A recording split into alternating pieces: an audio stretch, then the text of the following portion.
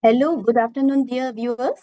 I, on behalf of the Corporate Laws and Corporate Governance Committee, welcome you all on today's webinar on the topic Navigating Related Party Transactions. I, on behalf of the Chairman to the committee, CA Dr. Devashish Mitra sir, Past President ICI, and Chairman to Expert Advisory Committee, and the Vice Chairperson CA Shri Priya Kumar ma'am, welcome our members and speakers of the day. We have today the eminent speakers with us, CA Deepa Agarwal ma'am and CA Yagnesh Desai sir with us to take forward the sessions and share their expertise, knowledge and experience on the related party transactions from various angles. So they will be focusing on SEBI LODR regulations, the Companies Act 2013 and Ind AS. So before starting off with the session, let me give a brief introduction about our speakers for the day. Yes, the first speaker of the session is Deepa Agarwal ma'am with us. She is BCom FCA and she's also a 13th rank holder in all over India and the 5th rank holder in NIRC. She has a vast experience of 22 years in serving the national and multinational companies in the areas of auditing and accounting, corporate laws, and other related matters. She has even completed CPA Australia. She has completed Information System course from ICI in September 2006. As well, she is a certified course holder on IFRS from the Institute of Chartered Accountants of India in March 2011. She has worked with the Technical Directorate of ICI for around 5 years and has assisted ICI in various publications such as Guide on Audit Trail, Auditing Standard Checklist, Working Paper Templates, Guidance Notes on Caro, Background Material on AS16. She has been working with the renowned consultancy firms almost 16 years of the period. She is a special invitee on AASB of the ICI and was a member of Accounting Standards Board and special invitee on Corporate Laws and Governance Committee of ICI in 1920. She has worked extensively on the publication, project, and assurance boards.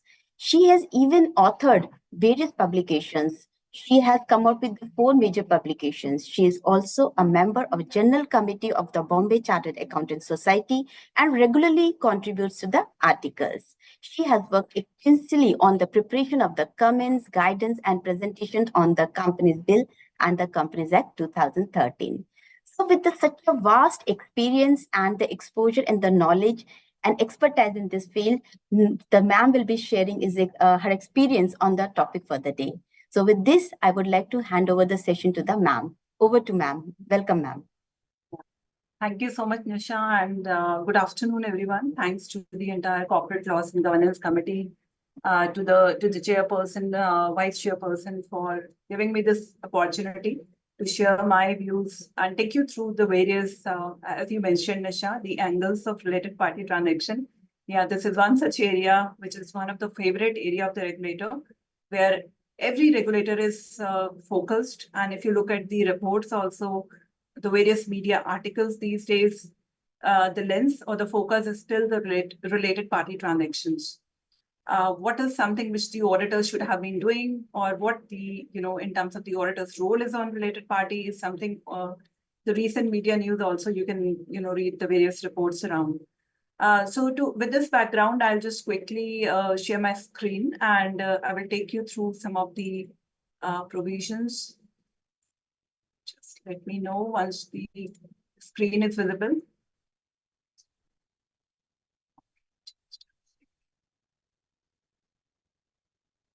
Yeah. So I think, Nisha, you've already set the context that related party transaction, and it is itself highlighted the topic is so important and therefore full dedicated to us for the session. While I'll be covering some portion and then my fellow colleague Yagnesh will join to take you through some of the other important aspects. But my request to you, please listen to the to the various provisions what I'm going to cover. And also, this is something which is very, very important and key focus area for the regulators. So you can keep on writing your questions in the chat box, which can be covered later on in our FAQs timing. So So as I mentioned, the corporate governance standards are being continuously strengthened and focus has been on improving quality of governance norms and disclosure by all the companies, which means a private company, a public company, a listed company, or an unlisted company.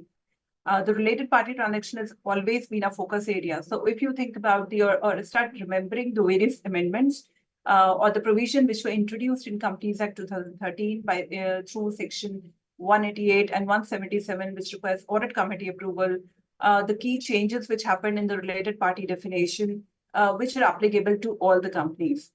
That is something which is a very, very important amendment. And then later on, SEBI also issued the regulations and they made vast amendments.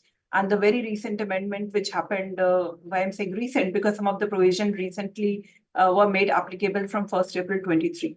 So there are extensive SEBI regulation by way of SEBI listing regulations on the related party transaction. Regulation 23 dedicatedly deals with related party transactions. What is the responsibility of the company? What kind of disclosures has to be filed with the stock exchange by the company? How, as an auditor, we need to be mindful that because of the various definition under the various acts, whether it's the Companies Act, whether it's a SEBI regulation, or whether it's the Ind AS, how these definitions tie together, whether the company has made the relevant disclosure, whether the company is following the relevant definition for obtaining the relevant approvals. So if you remember, we as an auditor do clearly write in our reports that you check the compliance with the various laws and regulation under SA 250. As an auditor, you also see the various regulation when you issue a report for a listed entity that you have checked the various regulations and therefore obtaining the understanding is a must. I'm also going to briefly touch upon the role of auditors. And then the last section will be taken up by Yagnesh ji, my co-speaker, who will be joining very shortly. So with this, I'll just give an overview of the related party provisions. So identification is the key. If you understand the definitions or the company understand the definitions clearly, then half of your work is done. So identification is something very important. And therefore, you need to understand the three framework or the law, the regulation, like one under the Companies Act, the second under the SEBI regulation, and third under the Ind AS and the AS18. So that is something you need to understand. Then identifying the covered transaction. So if you will see, the related party transaction term has been used, defined at all these three places, in addition to the definition of related party, which means the regulator or the lawmaker has also defined which transaction will be deemed to be a related party transaction. So we'll cover that in the subsequent slide. Assessing arm's length pricing and ordinary course of business. These two terms have been extensively used in Companies Act. Now, what is arm's length pricing? How do you assess that? What is ordinary course of business? And as an auditor, if you remember, CARO requires you to make debt specific assertion, the reporting saying that whether the company has obtained the relevant approvals, whether it's in compliance with Section 177 and 188 of the Companies Act. Approvals, so how the company has implemented the approval mechanism and made the disclosure. So has the company made a related party disclosure policy, whether all the related party transactions are going through the necessary approval, for example, meeting a particular threshold, whether they are being approved by the audit committee, whether they are approved by the board of directors, and whether the company is maintaining proper minutes of the meeting to discuss the business rationale, to justify the approval of the various related party transactions. So this is on the documentation and disclosure. So as an auditor, you need to verify the documentation and the evidence. So when you will certify that the company has obtained all the approvals or give an opinion on this, then you will have to look at the various evidences and the documentation. Continuous monitoring assurance, including independent review. So the company will have to implement a policy to make sure that there is a continuous monitoring so that the related party transactions are not skipped when it comes for the approvals. And the compliance has to be evidenced through relevant documentation. So if you look at the provision, the first responsibility remains with the company. The management has to make sure that they have systems and processes in place to capture the related party under the various definitions. So if I move to the next slide quickly. So we have a dedicated definition under Companies Act, which is as per Section 2, subsection 76. And there were some amendments happened recently also in the definition. and it's much wider. So if you look at it, covers your director, relative, KMP, firm in which a director, manager, relative is a partner, private company, public company. So all these terms and the the various implication will be covered by my fellow speaker. But this is just for your reference before I take a deep dive into the SEBI LODR regulations. That you have a dedicated definition in Companies Act, and when I go to the SEBI regulation, you will see the definition of related party starts with this. So it says that the related party is a party which is as defined in Section 2, subsection 76 of the Companies Act. So which means the starting point for even for the listed companies is this definition. Also, they have added some more, made some more addition to expand the definition. These changes were made to harmonize the two acts, and the regulation, the Companies Act and the regulation issued by SEBI for the listed companies. And then you have a definition as per Ind AS. As per Ind AS, a related party is a person or entity that is related to the entity that is preparing its financial statement, including a person or close member of that person's family is related to a reporting entity if that person has control or joint control. So if you remember, these terms have been defined in the standard, as well as these terms have been used in various other standards. So what is a joint control? You may establish it through by virtue of an agreement. It could be by way of a shareholding, has significant influence over the reporting entity, is a member of the KMP. So this is something which you need to remember when you are looking at the related party transaction. And the companies are required to make a specific disclosure pursuant to Ind AS and AS 18 while preparation of while making the financial statements. So I'm just directly coming to the SEBI regulation, because as I mentioned, the earlier portion will be covered by Mr. Yagnesh. So what is the background to this SEBI regulation 23? So the listing regulations were already there, and there were some requirements for the approval by the audit committee. And the listed companies are also governed by Companies Act provision. However, as per the pre-revised LODR regulation, all material related party transaction exceeding 10% of the annual consolidated turnover of the listed entity needs to have the approval of the shareholder. So what happens is that many times the related party transaction were not required to be approved by the shareholder, either as part of the LODR or Companies Act. And therefore, the regulators thought that the definition of related parties, related party transaction, and approval mechanisms have to be strengthened to include transactions which may be undertaken with the intention of benefiting related parties. So we will, I'll come to the fact that how they have made significant changes. So as a background, SEBI constituted a working group in November 2019 to review the policy space pertaining to related party transaction and to make recommendations to SEBI. Accordingly, on 27 January 2020, the group submitted their report, and SEBI issued a press release and a notification. So they amended their SEBI listing obligation and disclosure requirement. So these are the regulations which I was referring to, and they made significant amendment in Section 23, Regulation 23. In terms of the date, the amendments are applicable from in a phased manner. However, the certain amendments are applicable from 1st April 2022, while some of the other amendments were made effective from 1st April 2023. Then SEBI also issued a circular.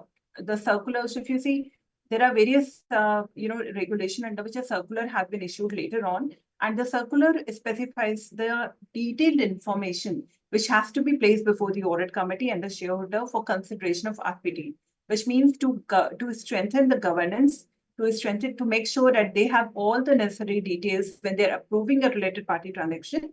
They issued a detailed, they prescribe the information that this information has to be placed before the related party transaction can be approved. And then a format was also, the format was prescribed to be used by listed entities to submit their half-yearly disclosure with reference to their related party transactions. So the key amendment which were made by virtue of these amendment to the regulation, one, the definition of related party transaction. So they further revised the definition. What are the revisions are covered in the slide later on.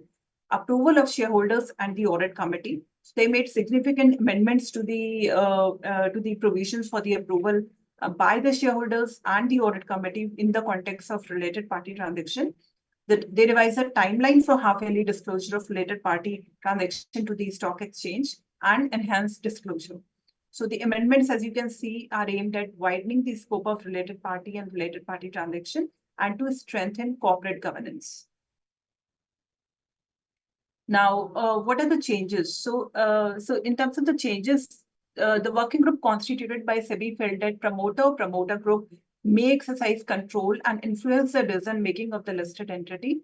Accordingly, the recommendations were made to consider every person or entity forming part of the promoter or promoter group, irrespective of their shareholding in the listed entity.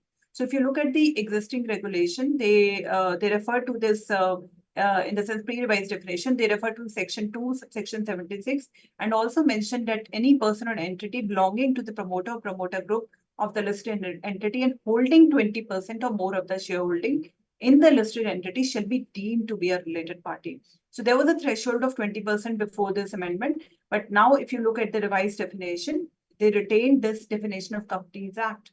Over and above, they also added that any person or entity forming a part of the promoter or promoter group, so which means any person or entity forming a part of the promoter or promoter group of the listed entity, irrespective of the shareholding, or any person or any entity holding equity shares of 20% or more, or 10% or more with effect from April 1, 2023. So which means as on date, any person or any entity which is holding equity share of 10% or more is a related party, is deemed to be a related party pursuant to the SEBI regulation.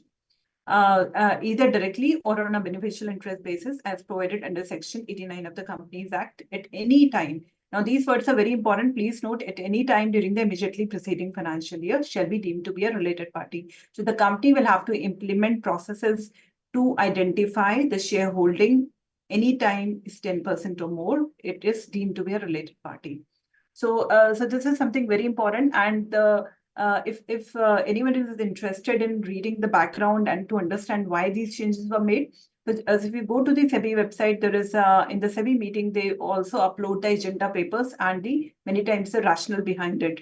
So one of the agenda papers mentions that the rationale behind lowering of these amendments or the threshold is that a significant percentage of Indian businesses are structured as intrinsically linked group entities that operate as a single economic unit, with the promoters exercising influence over the entire group. And therefore, promoter or promoter group may exercise control over a company irrespective of the extent of shareholding. There could also be a possibility of a shareholder not being classified as a promoter, but may be exercising influence over the decisions of the listed entity by virtue of the shareholding. So with the revised definition, what I mentioned about 10% with effect from April 1, 2023, this may pose significant challenges for the companies in identification of related parties in conducting their day-to-day business, since companies will need to keep a track of such entities at any time during the past financial year, and transaction with such entities will require audit committee approval. The companies will need to evaluate if such a shareholder may have ceased to hold any shares in the listed entity in the year of applicability of the regulation or in a subsequent year. So this is on the definition, and this slide provides you an example. So if you look at the example here, person X is a promoter of the company A Limited and holds 18% shares of A Limited. So if I just apply the pre-revised regulation, because there was a threshold limit of 20%, person X would not be a related party for A Limited. But if you look at the revised definition and what is applicable now, in the absence of any threshold limit, person X would be a related party for A Limited. The other example is any person or entity, which means any person, not a promoter, but any person or entity holding equity share in the listed entity. So A is a shareholder of company Y holding 25% of its equity shares during financial year 21-22. A does not have a significant influence over company Y and hence not considered as associate. Company Y is to undergo a transaction with A. So the pre-revised requirement A is not a related party, but what with this amendment, A crosses the threshold of 20% during financial year 21-22, and thus company X would be deemed to be a related party. So, these things are something very important to understand, that in case of promoter, they remove the shareholding limit. For the other cases, they reduce the threshold. So this is something, which is very important when to remember when the identification of related parties is made. Now moving to the next one on related party transaction. So you will see, I mentioned in the beginning that there are two terms which have been defined in all the three places: your Companies Act, your LODR regulation, and your Ind AS and AS. So if you look at related party transaction, earlier definition was based on that it means a transfer of resources, services, or obligation between a listed entity and a related party. These words are very important. Earlier, the focus was on the company and the company's related party, regardless of whether price is charged, and a transaction with a related party shall be construed to include a single transaction or a group of transactions in a contract.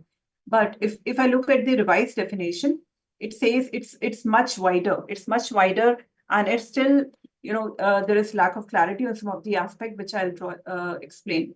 So if you look at the revised definition, it says related party transaction means a transaction involving a transfer of resources, services, or obligation between a listed entity or any of its subsidiaries on one hand, and a related party of the listed entity or any of its subsidiaries on the other hand, which means the company will have to see whether any of the related party transaction is between the company or any of its subsidiaries, or the company or the related party of the listed entity, or the company or any of the related party of the subsidiaries of the listed entity, which means even the transaction conducted or entered into with the related party of the subsidiary are covered here, and one needs to evaluate that. The second one is even more extensive. It says a listed entity or any of its subsidiaries on the one hand. Now this you understand that the listed and its subsidiary, and any other person, which means unrelated person also, any other person or entity on the other hand, the purpose and effect of which is to benefit a related party of the listed entity or any of its subsidiary with effect from April 1, 2023, which means here the company will have to capture even the indirect benefit which is being passed on to the listed entity or any of its subsidiaries through a person who is unrelated. So that is something which is very extensive. Until date, there is no definition on purpose and effect. What is purpose and effect? So the meaning of purpose and effect has not been defined in the SEBI regulation, and in common parlance, purpose would mean to have an intent to benefit the related party, and effect is that it actually happens indirectly. It is more of a substance-based assessment, and the management will require to undertake critical evaluation of documentation and commercial intention of the transaction. So the definition continues, and this gives you some of the exemption. These will not be considered as a related party transaction. For example, the issue of a specified securities on a preferential basis subject to compliance of the requirement of the ICDR regulation. These corporate action, payment of dividends, subdivision or consolidation of securities, issuance of securities by way of a rights issue, buyback of securities. So there are some exemption which you can refer through in the regulation. This is the example of the indirect benefit, which I just explained, which is already applicable from 1st April 23. So if you look at this example, Company X is a holding company, and it has given a loan to a Company A, who in turn provides loan to the subsidiary of Company X. So the company A is not related to Company X, but through Company A, Company X has given a loan to Company Y. Now, loan disbursement to Company A would not be construed as a related party transaction, because earlier these kind of situations were not covered. But with the amendment, the loan disbursement to Company A will be construed as a related party transaction, as Company X is driving indirect benefit from it. So this will be construed as a related party transaction. Please keep on writing your questions in the chat box while I'm going through the slides, but we'll be happy to take your questions. Now, coming to the next slide on materiality. So materiality is something which is, very, many times it's debated, deliberated. What is a material related party transaction? So earlier there was a provision in the listing regulation which specifies a simple threshold of saying that if the related party transaction to be entered into individually or taken together with previous transaction exceeds 10% of the annual consolidated turnover of the listed entity, as per the last audited financial statement of the listed entity. However, the amended provision provides that a transaction with a related party shall be considered material if the transaction to be entered into individually or taken together with the previous transaction during the financial year exceeds rupees 1,000 crore, or 10% of the annual consolidated turnover of the listed entity as per the last audited financial statement of the listed entity, whichever is lower. So by virtue of this amendment, they have lowered the threshold. So what is the material related party transaction? It has to be identified by applying this provision. And if it exceeds rupees 1,000 crore or 10% of the annual turnover, then it has to be routed through the approvals which are required in this regulation. So then the amendments which came in 2022, I'll cover the amended provision. It says that all related party transactions, so note the words, and subsequent material modification. So when the regulation became effective, they even covered the existing related party transaction. So if there is an ongoing related party transaction, let's say the board has approved a contract with a related party, which is valid for a period of 5 years. Now, with the provisions coming into place, they will also have to get the approval from the audit committee and the board if there is a material modification from the in that contract. Even if there is no material modification, there is a SEBI circular which requires that such transaction, even the previous transaction, should be placed before the board for the ratification. Which means even if the contract is approved before this, then it has to be placed before the listed entity. Only independent directors can vote and approve a related party transaction, and their provision for the fact that the audit committee can provide omnibus approval. Omnibus approval provisions are also there in the Companies Act.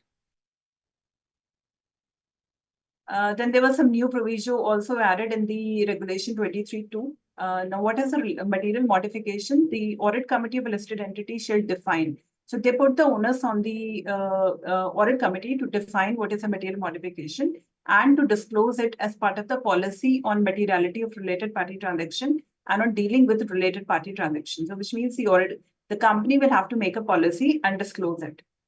A related party transaction to which a subsidiary of a listed entity is a party, but the listed entity is not a party, shall require prior approval of the audit committee of the listed entity if the value of such transaction, whether entered into individually or taken together with previous transaction, exceeds 10% of the annual consolidated turnover. So they will have to again formulate a policy around it. And this is on the with effect from April 23. A related party transaction to which the subsidiary of a listed entity is a party, but the listed entity is not a party, which means they are capturing even the subsidiary of the listed entity. They will be required to obtain prior approval of the audit committee of the listed entity if the value of such transaction, whether individually or taken together with the previous transaction during a financial year, exceeds 10%. Prior approval of the audit committee of the listed entity shall not be required for a related party transaction to which the listed subsidiary is a party, but the listed entity is not a party if regulation 23 and 15 are applicable. So you will have to see these regulations. Now, this is something which I mentioned that SEBI also issued a circular, what kind of information has to be provided before making such approval. So I'll not go through each and every bullet, but just to give you a nutshell in the summary, they are required to give this information, which means when you look at the agenda papers, when you look at the minutes, they need to have these details documented. They will have to explain the type, material, terms, and particulars of the proposed transaction. What is the nature of the transaction? Which parties are involved and how they're related? What is the tenure of the proposed transaction? The value of the proposed transaction? The percentage of the listed entity's annual consolidated turnover, if the transaction relates to any loans, intercorporate deposits, advances, or investment made or given by the listed entity, whether any financial indebtedness is incurred to make or give loans, any other applicable term, the purpose, the justification, a copy of the valuation or other external party report, percentage of the counterparty's annual consolidated turnover, any other information. And the audit committee is also required to review the status of long-term or recurring RPTs on an annual basis. So if you see the extent of information which is required to be presented before the audit committee can provide an approval is very extensive. So these information has to be prepared and given to the audit committee before they can approve the related party transactions. Now coming to the next one on the approval. So all material related party transaction and subsequent material modification as defined by the audit committee shall require prior approval. This is also very important, which means the law is requiring that the companies have to obtain prior approval, which means before entering into the transaction. And they're making sure that no related party should vote to approve such resolution, whether the entity is a related party to a particular transaction or not. So if an entity is a related party, then that party cannot vote to approve such resolution. For related party transaction of unlisted subsidiaries, the prior approval of the shareholders of the listed subsidiary shall suffice. So that is in case if there is an unlisted subsidiary, then that case the shareholder of the listed subsidiary shall suffice. I can skip this. These are some exemptions. Okay, now coming to the filing part. So the companies have an obligation to submit the specific information to the stock exchange. So what you can see in the revised provision, the listed entity shall submit to the stock exchange in the format as prescribed by the board and publish the same on its website. So SEBI has issued a circular, and you will see in the next slide the format they have prescribed. Provided that a high value debt listed entity, what is a high value debt listed entity is defined in the regulation. So it has to it is also required to submit the disclosures on the related party transaction along with its standalone financial results for the half year, and the listed entity shall make such disclosure every 6 months within 15 days from the date of publication of its standalone and consolidated financial results. So they revised the timeline and they required the listed entity to provide such disclosure every 6 months within 15 days from the date of publication of the standalone as well as the consolidated financial result. It also states that provided further that the listed entity shall make such disclosure every 6 months on the date of publication of its standalone and consolidated financial results with effect from April 1, 2023. So if I go to the next slide for the format, so this is the information which I covered in the previous slide for to be reviewed by the audit committee. So such details are required like name of related parties, transaction, nature of transaction, period of transaction, copy of the valuation or the external party report, justification. So, so these details are required to be considered, and the companies will have to specifically give all the details, provide the rationale to support why a particular related party transaction is justified. Yeah. This is a format which I was referring to. So you can see, you can go to the listed company, to the website of the respective listed companies, and you can refer to these formats which are filed by the companies to the stock exchange. So they have an obligation to make this filing every 6 months in this format. So, so for example, they will have to give the details of the party listed entity, subsidiary, who is entering into the transaction, whether it's a company itself or whether it's a listed entity, details of the counterparty with which this transaction is being entered into, the relationship, the type of related party, the value of the related party transactions as approved by the audit committee, the value of the transaction during the reporting period, in case monies are due to either party as a result of the transactions, if there are any dues, opening, then what is the opening balance and the closing balance. In case any financial indebtedness is incurred to make or give loans, then intercorporate deposits, advances, or investment. The nature of indebtedness, the cost and the tenure, and details of loans, intercorporate deposits, advances, or investment. So if you see these kind of even the disclosure have to be given by the company under Schedule 3, and the auditor is also required to make a reporting in GARO. So if you see, they have kind of plugged the gaps wherever they were, and a listed company has also obligation to comply with the SEBI regulation, and the such disclosure have to be filed on a half-yearly basis. So there is an extensive focus of the regulators on the related party transactions. Now with this, I will, after the SEBI regulation, I'll now cover the auditor's reporting responsibilities and the auditor's role, not just the reporting.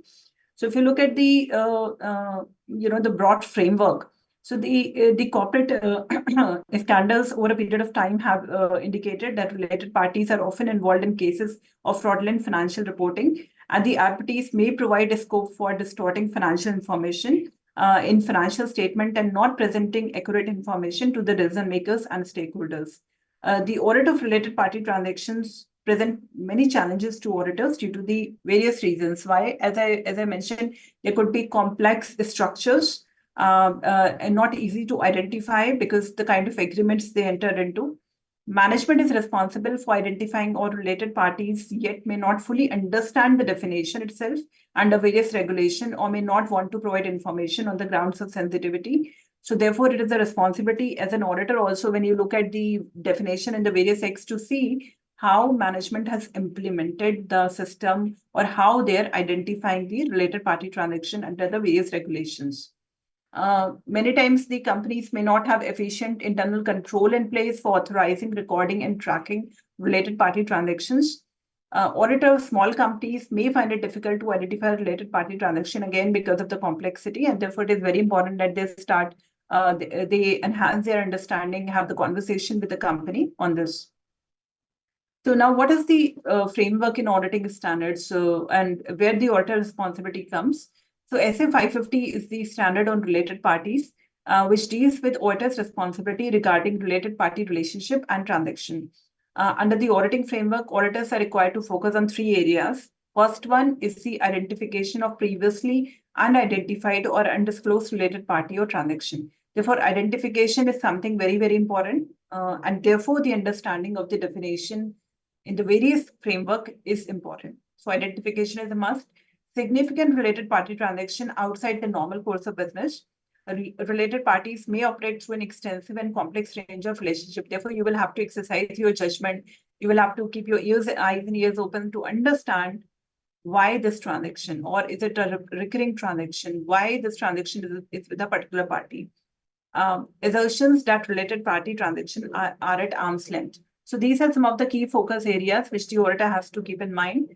Auditors are also required to evaluate whether the effects of related party transaction are such that they prevent the financial statement from achieving a true and fair presentation.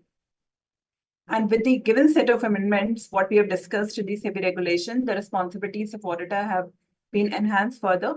The auditors needs to understand the implication of the amendments to understand on the company system and processes. And they may also consider, having that conversation with the client to the company to understand the various systems being followed. So this is on the standard on auditing very briefly. And in Caro, if you look at besides the clauses on the loans, guarantees, and investment, I'm sure you would have extensively applied this in the last 2 years.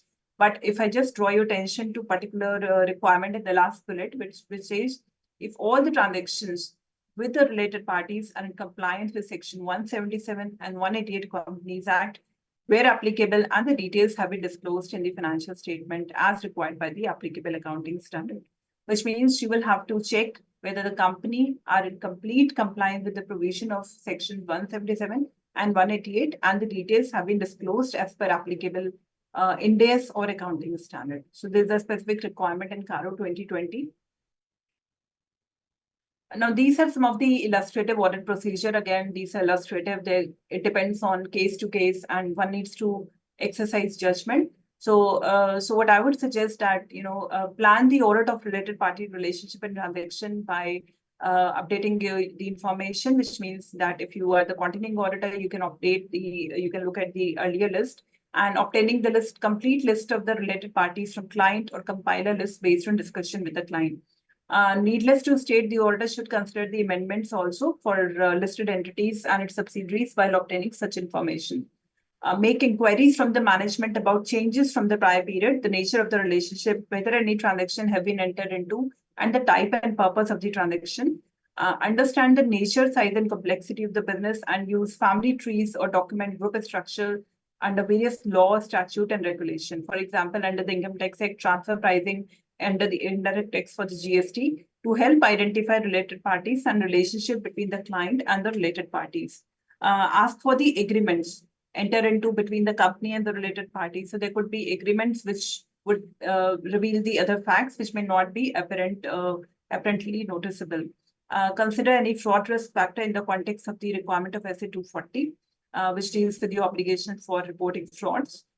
Establish the nature of significant transaction outside the company's normal course of business. So you will have to look at the transaction and see which is not in the normal course of business. Consider any arm's length assertion and obtain supporting evidence from the third parties. Document the identity of the related parties and the nature of the related party relationships. obtain a representation. So management representation, as you know, SF 550 deals with the management representation letter. So that should also include the representation by the management that the management has disclosed the identity of related parties, relationship and transaction of which they are aware, and that related parties and transaction have been appropriately accounted for and disclosed.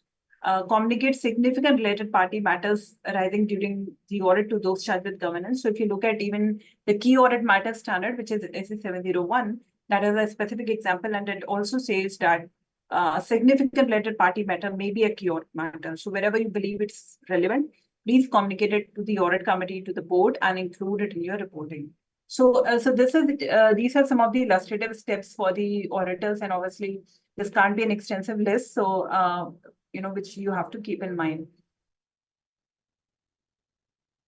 So some of the challenges, again, before, I would request my fellow speaker to take the second in continuation of this session to cover the other provisions. I would just like to highlight some of the implementation challenges. Identification is the biggest challenge. So the question you should be asking, who all should be considered as related parties? So which provisions are applicable? Which standard is applicable? How do you identify all the related parties across the spectrum, directors, companies within the group, KMPs, vendors, customer, and how that list is updated? Because the requirement is at any point of time during the year. How do I integrate the identification as part of my existing routine process? How do we ensure adequate monitoring? Identifying covered transaction, which means a related party transaction. So what transactions are covered? So the thresholds as defined in Companies Act or in the ERODIA regulation. What is the existing likely volume of covered transaction with related parties? How do I flag these transactions prior to the execution? Modification required in the systems maintained by the company. How do we make the relevant personnel aware about such transaction with related party? Which means the relevant personnel at the client's offices or the company's offices needs to be aware about the various provisions. And how do we ensure coordination and consistency? Assessing arm's length pricing and ordinary course of business. Now, what is the ordinary course of business? Please look at the definition given in the Companies Act. Look at the various examples, how it needs to be determined, whether management look at the other transaction of a similar nature. Do they do any benchmarking? Can they refer to the taxation methodology? And how do we train the relevant personnel to consider the aspect of ALPs? Some other challenges: obtaining approval, whether the company has obtaining prior approval from the audit committee as required by the regulations, what kind of information is being submitted before getting the approval, how the shareholder approval mechanism should be defined, what kind of justification is being given for entering into a related party transaction. Is there a sufficient documentation to support the identification, to getting the approvals, to making sure that the terms are adhered, whether the minutes are being maintained, and how such documents can be linked with the relevant transactions. And the assurance. So assurance is something for a listed company. It's a requirement under the listing regulation that the quarterly review is mandatory. But the annual audit is mandatory, irrespective whether you're a private company, public company, or the listed company. So some of the best practices. So the companies should set up their systems and processes for identification of a related party. So there can be a manual tracking of the related party. There could be the very basic, if you see, there could be a declaration by the KMP and directors. There could be group structure maintained on Excel file. There could be related party list, which are refreshed on an annual basis. So you may work with a company who maintained it on a manual basis, who may not have a well-defined structure. There could be a company which could have been a comprehensive framework considering all applicable regulation for identification of related parties with limited automation. Declaration from KMPs, directors taken on annual basis, group structure maintained on Excel workbook with detailed cross-check by more than one business function team, periodic assessment for identifying. So many times companies also have a very good systems in place for periodic assessment for identifying and reporting related party list. Leading a developed SOP comprehensive framework considering all applicable regulation for identification of related parties, along with flagging off and tagging in ERP, and declaration from KMPs taken on a periodic basis. Is there a change? Is there any change in the shareholding? Group structure maintained on automated platform. identification of RPT, manual tracking of RPTs. Again, as I explained for the identification of related parties, the identification of related party transaction can also be on a manual basis in some of the cases. However, what is suggested is that such identification should be automated. And now, the companies have been implementing system to reduce the minimal manual intervention, to reduce the instances of the misrepresentation or the any instances where the related parties are not identified correctly and on time. Related party lists are periodically compiled for monitoring, reporting, and compliance. So these are some of the the best practices. Same for the approval. So instead of doing it on an ad hoc basis, is the company maintaining a standardized, following a standardized process and template? So you would have seen that what I presented, that the regulations require a detailed format under which the information should be given to the audit committee and the board for obtaining the approval. Such data has to be there and such documentation should be there. However, while it is not mandatory for an unlisted company, the unlisted company may also adopt a practice of giving the information in a particular format for obtaining the approvals. So in some of the other best practices using of the technology, so there is technologies are being used nowadays. So that is something very important. So I'll take a pause here, and that's all I wanted to cover on the SEBI LODR regulations, along with the role and the of the auditors. You can write your questions in the chat box. I'm around, and I'm happy to see that Mr. Desai has joined. So. So I think if you're ready, I can hand over the session to you. Or Nisha, if we have any question, would you like me to cover the questions now? Yes, ma'am, there are few questions that I'm going to share with you, ma'am. I'm just repeating the question. Ma'am, question is also shared with you. Question is, at what percentage of shareholding of the company a shareholder become a related party to the company? So what percentage of shareholding company become? Yeah. So for a listed company, it's 10% now. So with effect from 1st April 23, any person who is holding shareholding of 10% will become a related party.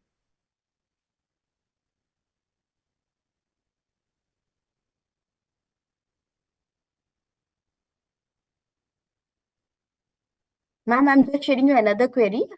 How an auditor we can check whether the transaction and the unrelated purchase undertaken for the benefit of related party if the transaction involves sale of goods or services?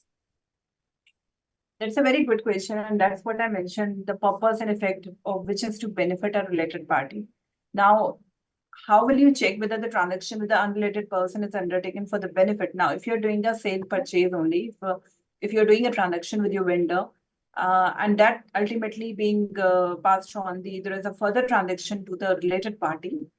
So now one has to demonstrate what is the substance or what is the purpose of this transaction, why it is being routed through a unrelated person. Is there a benefit being passed on? So there has to be questions, and the judgment has to be exercised first by the company before the auditor. So the company will have to justify that the related party transaction, is it benefiting, and if it's not benefiting to the related party, then are they maintaining the adequate documentation? So the purpose and effect is a much wider term, not defined, but you will have to exercise your judgment to see, are they getting any benefit indirectly? If it's just a simple sale of good or service with no additional benefit being passed on to the related party, then probably this will not be captured in this provision. Ma'am, next question that came before us is, what role does the audit committee play in the context of related party transactions? The audit committee has a very important role here. So if you look at even section 177 of the Companies Act, which my fellow colleague will cover, Yagnesh, on the section requirement of the audit committee to provide the approval. So if you see, the audit committee has been placed, given a very, I should say, onerous responsibility to approve the related party transaction within the framework. Which means if you are approving any related party transaction, you have to look at the business rationale. You will have to see all the details which are there as per the format, and is it justifiable? Is it in the interest of the larger group of shareholders? So audit committee has been given that responsibility to give approval to such transaction, and if not then not to approve such transaction. So you can say they're representing the shareholders' interest through by granting such approval. And yes, there are enabling provision. For example, they can give an omnibus approval, which means approval can be valid for a period of 1 year by looking at the transactions. So therefore, they have a very, very important role to play. And you should look at Regulation 23 of the SEBI listing regulation to see the extent of responsibility put on the audit committee. You can also look at Section 177 of the Companies Act. The next question is, yes, ma'am. Can you elaborate the potential penalties or regulatory actions for failing to comply with the related party transaction regulations under SEBI LODR? So again, this is a very good question. So there is no specific penalty defined for a particular regulation in a LODR, and why I can double check while in the second session will be covered. But the way it is there, if you do not comply with any of the regulation, there is a penalty. There is a very huge penalty on the company, which could be even your freezing of your trading, which could be a. So there are multiple repercussions. There is a defined circular by SEBI on this, which outline the fines and penalties. Now that is on the company. So the company, if company does not comply with any of the regulation, now what could be the regulatory action against the auditor? I think all of us know. As an auditor, we have a responsibility to give a true and fair opinion. So if you read the various orders being passed, if you look at the various now the QRB publications also out, you can look at the various other reports where they have highlighted the related party transaction.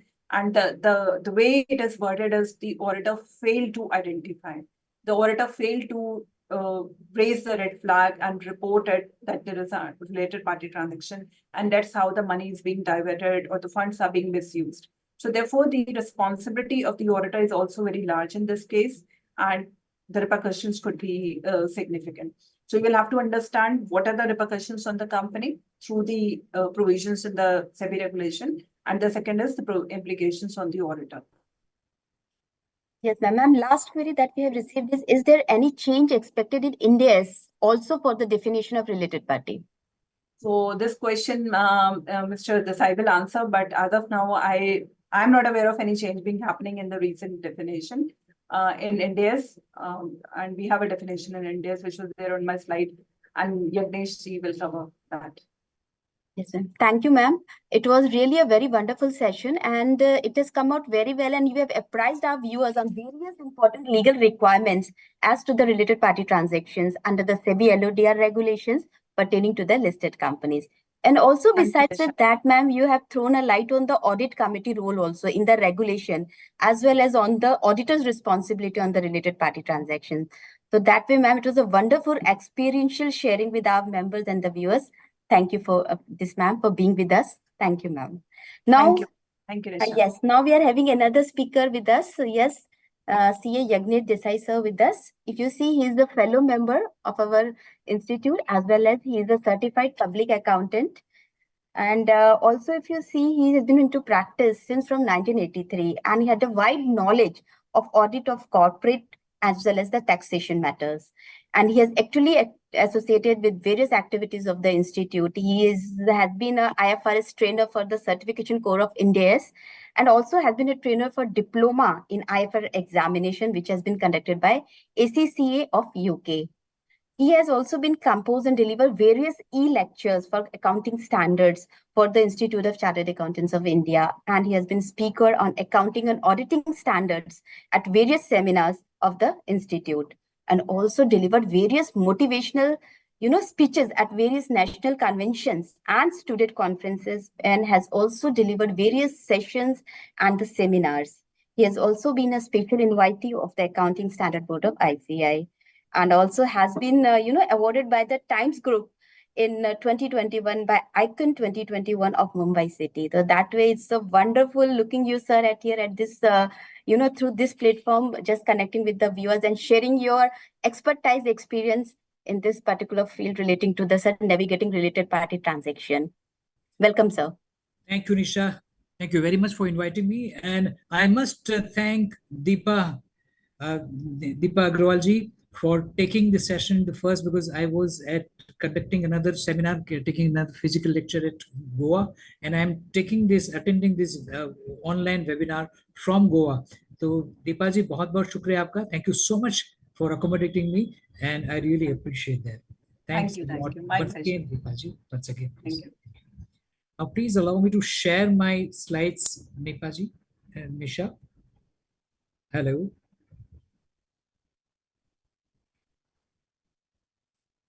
Why am I not getting here?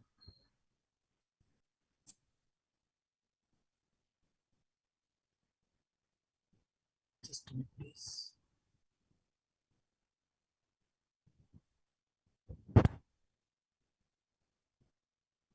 You have to share the screen or the whiteboard, okay, entire screen, right? You have to share the screen. Yeah, I'll do that.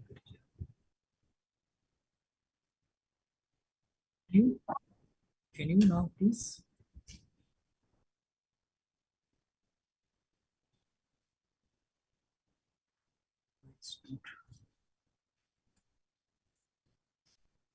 Is it visible? Yeah, thank you. Am I audible? Yes, sir. So good evening to one and all, and thank you very much for inviting once again navigating through related party transactions. I'll be calling this as RPT during my session, the abbreviation. And once again, Deepaji, thank you once again for accommodating me.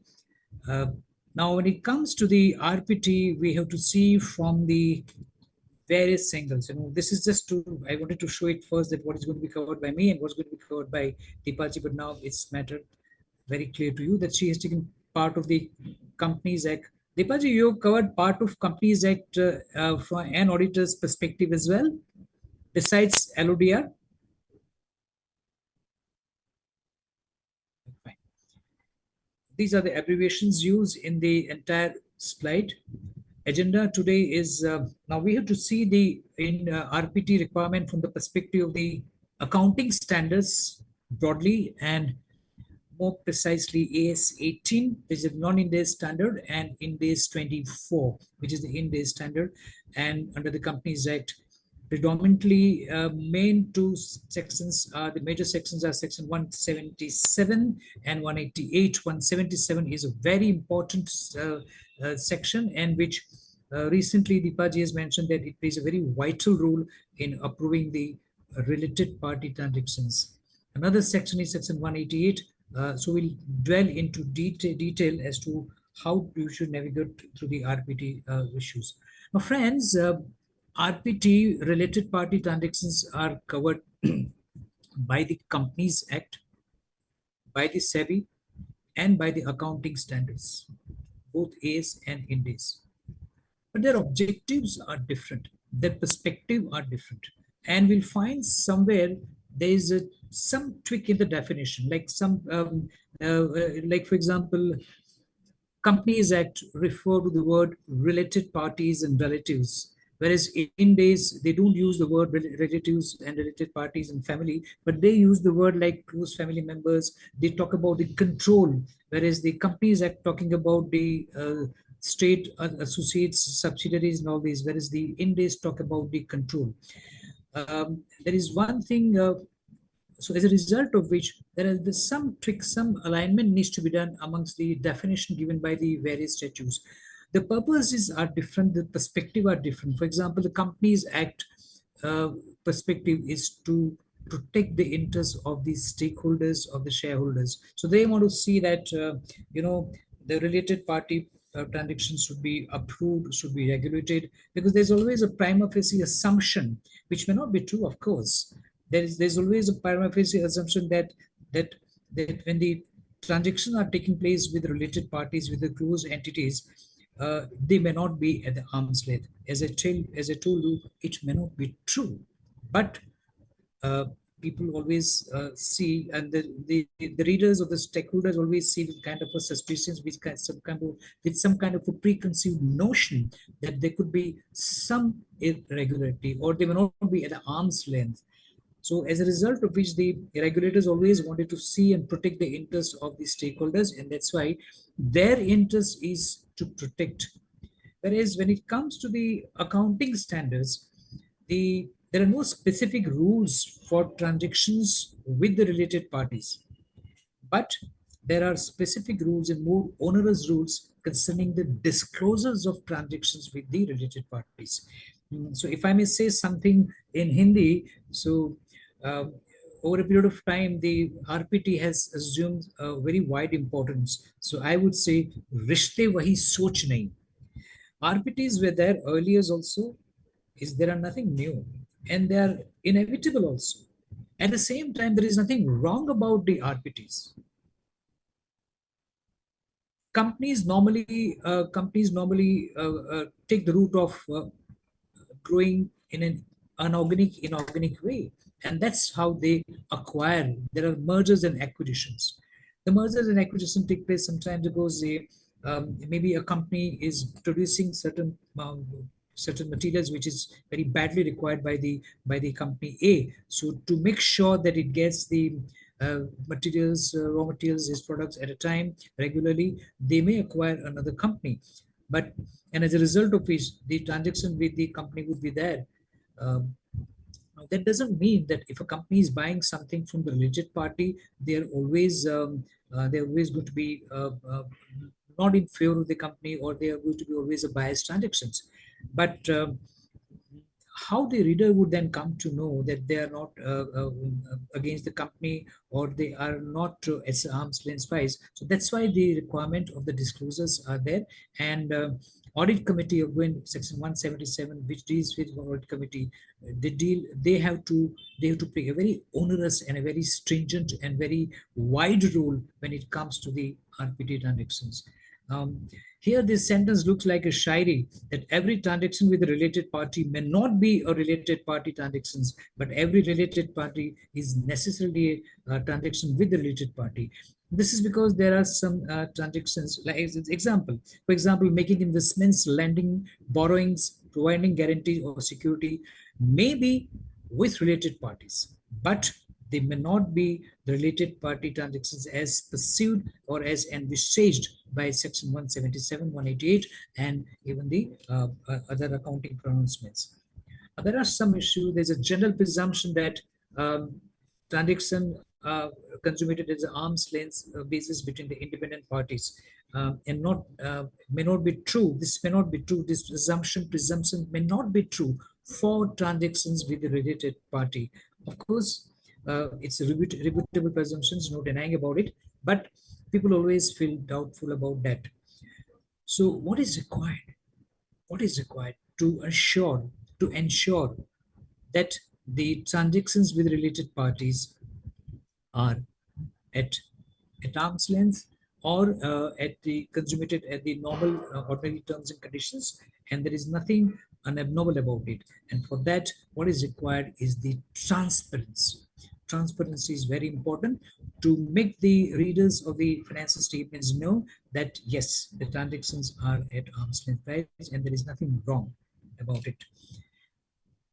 Now, the governing pronouncements are the Companies Act 2013, applicable to all companies, public as well as the private companies. Friends, there are no exemption from the requirement of the for the requirement about the standards related to AS 18 related to RPTs, may it be AS 18 or in this 24. Absolutely no exemption for the small and medium companies or any of the big size companies. Regulation 23 has been discussed by Deepaji, and Ministry MCA regulates the transactions between the unlisted companies, while the SEBI looks at the transactions of the listed company. So now, why special consideration for RPT? RPT stands for the related party transactions. Guys, I'm audible properly, Nisha ji? Hello? कोई तब्दीली तो नहीं ना? Yes, sir. तब्दीली तो नहीं ना कुछ? All good? It's fine. Yes, sir. It's fine, sir. Yeah, yes.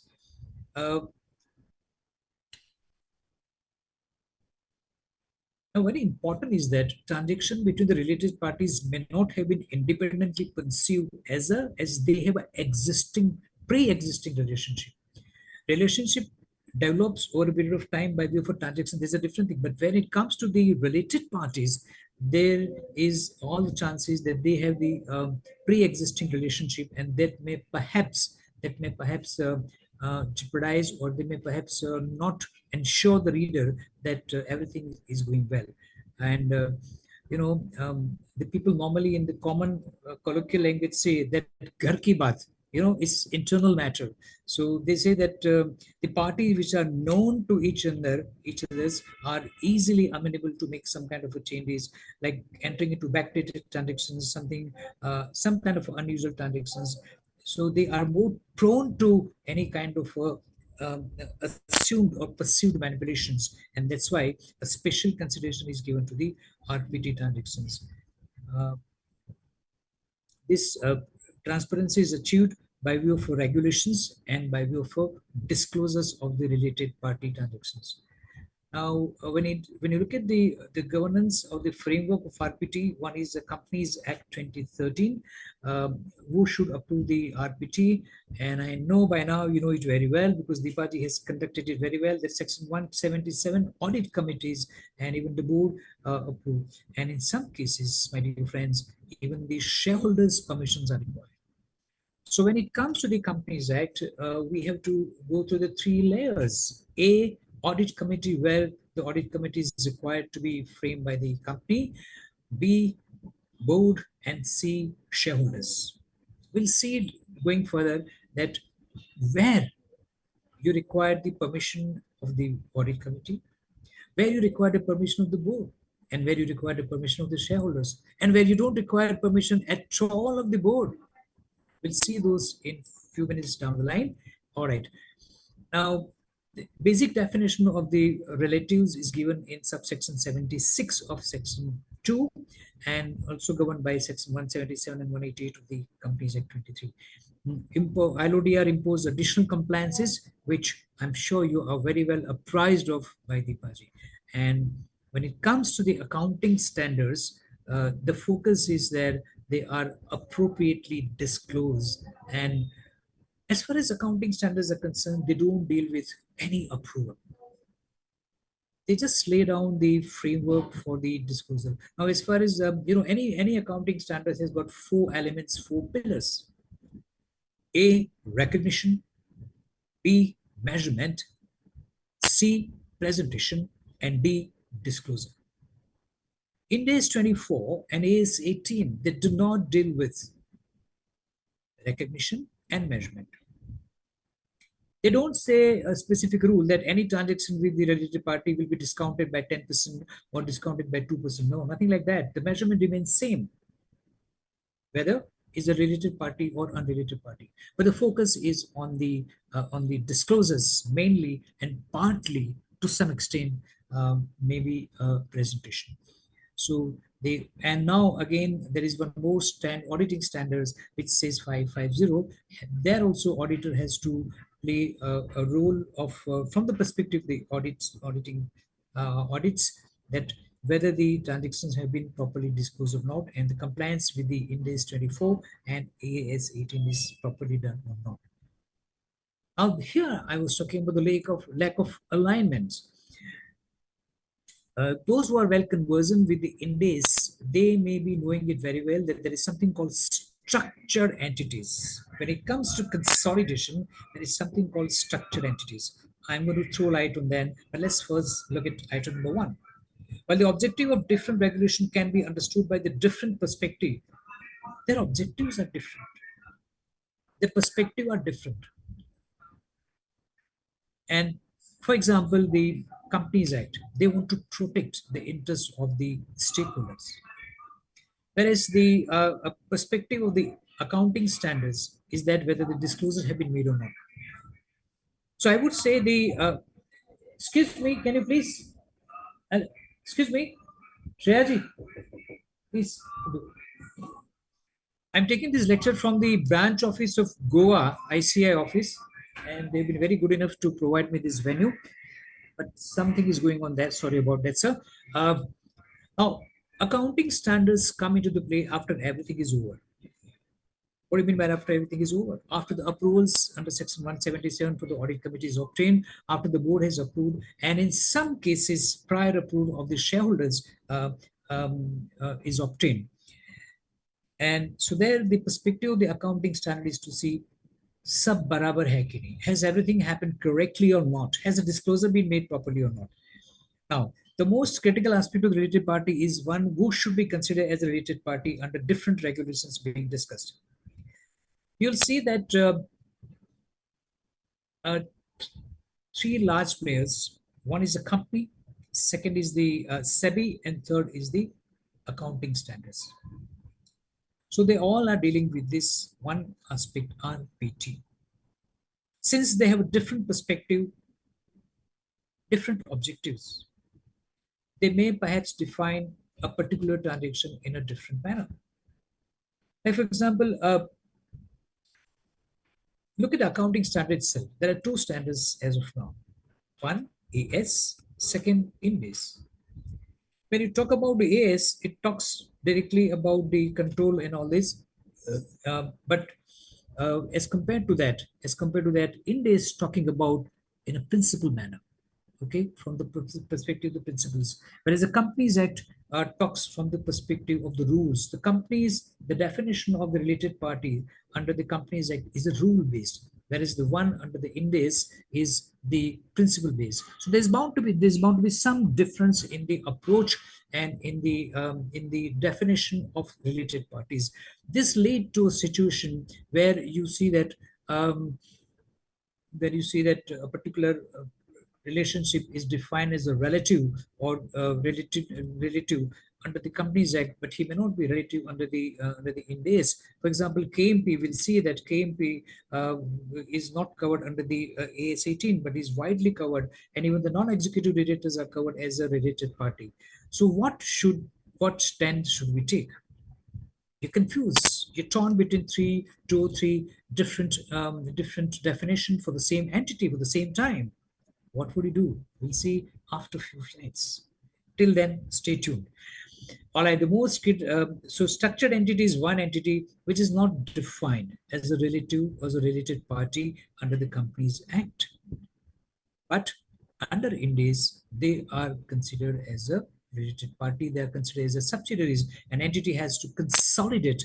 Now, what is a structured entity? It's an entity that's designed in such a manner that the voting, the holding of shares or the similar debtors, they do not matter much. Voting are not the dominating factor. Even if you have a 10% share, but you can still control the company. In US, they call the variable entities. In Ind AS, there's another word, special purpose vehicles. So those entities are consolidated. They are considered to be related party under the Ind AS 24, but not under any of the statutes. What would you do in this case? You take a wider call, you can take a safer call and cover whatever best you can cover. Now, when it comes to the RPT, related party transactions, there are few steps, few questions, few questions to be answered. Now, the first starts with whether there is the party between the company is dealing, with which the company is dealing, is it a related party? In that case, you will refer to the definition. And when it comes to the perspective LODR, you will go to the regulation 21 ZB. Having established that just it is a related party, but second is, are there any transactions with that party? And that is covered under section 188. So if you have established as yes, there is a related party, there are transactions with related parties, then you should also see one more thing. Whether such transaction is being entered is the ordinary course of business or its arm's length. I'm talking about other than the listed companies. Why am I asking this question? Why do you think that having established the fact that there is a related party, there are the related party transaction, or there are the transactions with the related party, why do you need to ask this question? Because for the other than listed companies, transactions, even if they are entered with the related parties, and if they are entered in the ordinary course of business or its arm's length, they are not considered to be the related party transactions for the purpose of Companies Act.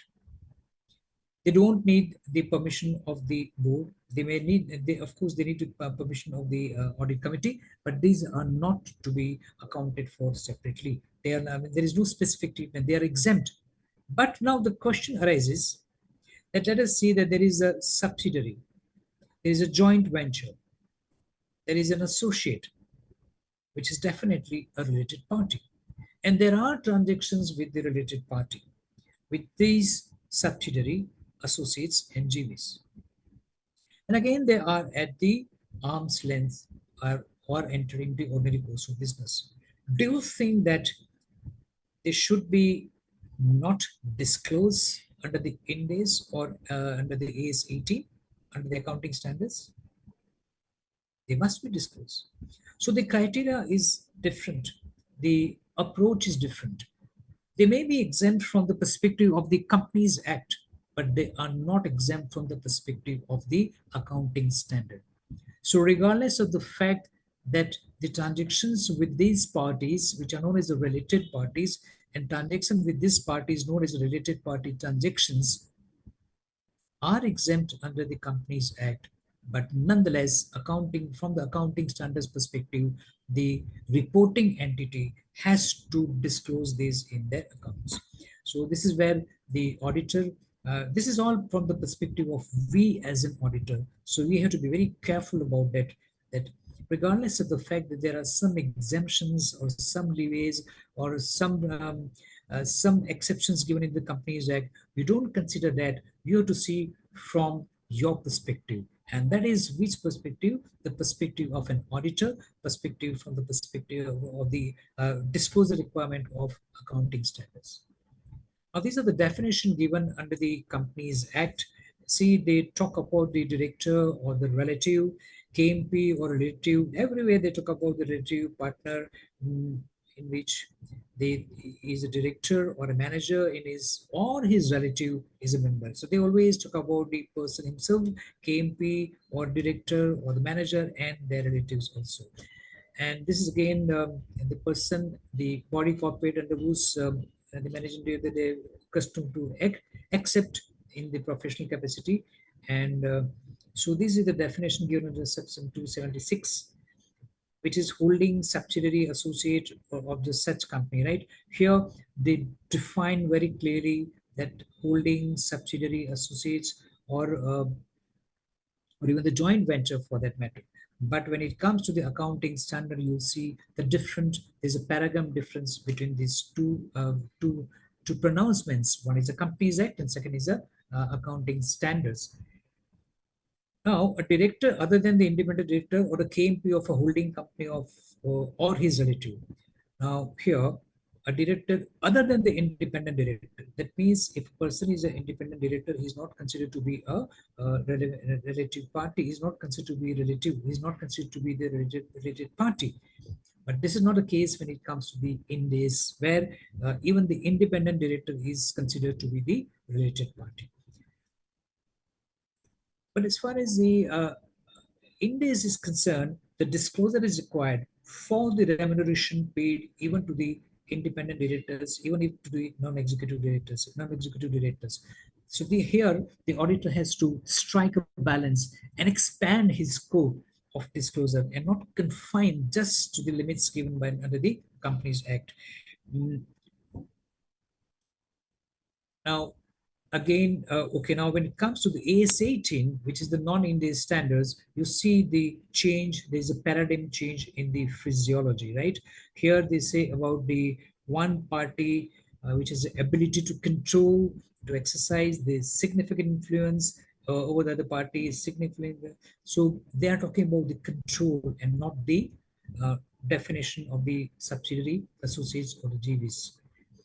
And again, ownership directly, indirectly, more than half the voting power, consumption of the board. So here, in accounting standards, talk from the perspective of the control, whereas the Companies Act defined in a very explicit manner that yes, there has to be a subsidiary and associate or JV as case may be.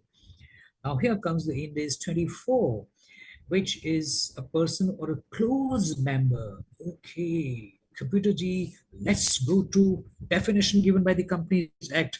My dear friends, do I have a permission to go back to a few slides? I presume, yes, you give me the permission here. Computer G, let's go to slide number this. Director or his relative. They are talking about all relatives, right, sir? And that is defined under section 76. Okay, Computer G, here they talk about the control. They are not talking about the relative. Okay, fine. Now here I see a different word. Close member of that person's family is related to the reporting entity. Here they are talking from the perspective of the reporting entity, which is the company in question. Friends, this is paradigm change in the wordings. From relative, they have come to the close members.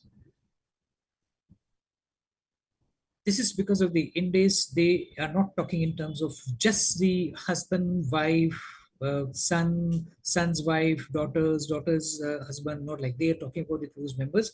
And we'll see later on how it is wider. So this is wider as compared to the gamut of the related party is bit wider as compared to the Companies Act, or for that matter, the in the AS 18, because they they've gone beyond the family member, and that's known as they define as a close member. Same group we understand, fine, associate, joint venture, or the same third party. This is all okay. The entity is a post-employment plan for the benefit of the either reporting it. That is considered again to be a related party.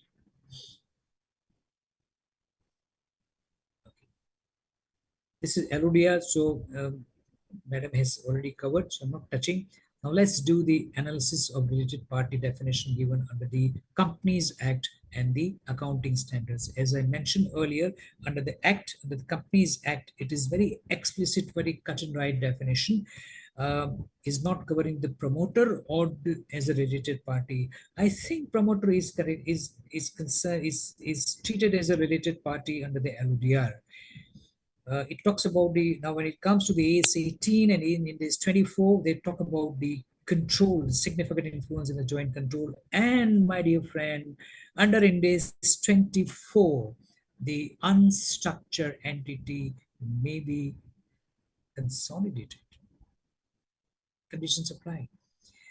Depending on the conditions, but they may not have the holding of 51%, 10%, 25%, nothing, but still they may be controlling the company, and they are sometimes known as autopilot companies, or also known as the SPVs. So they are also to be consolidated as per the Ind AS 24. Now this is giving a wider perspective from the perspective of an accountant, from an auditor, that hey, not just subsidiary, associated, or the JVs, but I got something else to offer for you, and that's nothing but the unstructured entities, SPVs, autopilot companies also need to be consolidated, which may not be covered by the section 177 or 188, but nonetheless, auditor has to be keep in mind this. All direct, indirect subsidiaries, enterprise under the common control, enterprise over which the KMP and their relative exercise the control. So KMP is also given a wider coverage here. Now, few differences here, and one of them is concerning KMP, which I have promised that we'll see it later on. The definition of KMP under the is a principle base, includes any director, executive, or otherwise, and of that entity. Whereas the word whether executive or otherwise means that even independent directors are considered to be the KMP, which is not the case under the AS 18 or the Companies Act. On the other hand, the definition is under the Companies Act is rule-based and provide that MD, full-time director, CS are considered as a KMPs.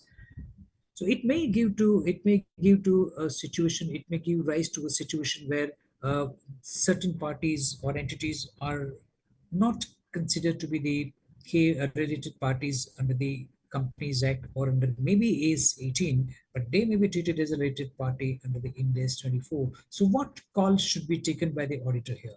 auditor should take the call that I'm not, I mean, though I'm concerned with the Companies Act, I can't say I'm not concerned with Companies Act, but here this is giving the Ind AS 20A 24 is giving the wider perspective, giving the wider picture, and I have to consider the wider picture and take in the ambit, within the ambit of the related party transactions, the entities which are not covered, even if they are not covered by the Companies Act, I have to consider because that is required by the Ind AS. CA provide a concise list, although as per the Companies Act does include a person on whose advice etc. is being made, but use Ind AS 24 use the word close member of that person's family, and the one who is able to influence that person need not necessarily be a spouse or the children. Is a matter of judgment. Entity Ind AS includes KMPs and close member of not just the entity but also this parent. Okay, now here Ind AS 24 is going one step further. He say that, now let's read this. Normally I don't read, but here for sake of clarity, let me read this. Ind AS includes KMPs and close family members of not just the entity. Entity A is gentleman XYZ is the KMP of entity A.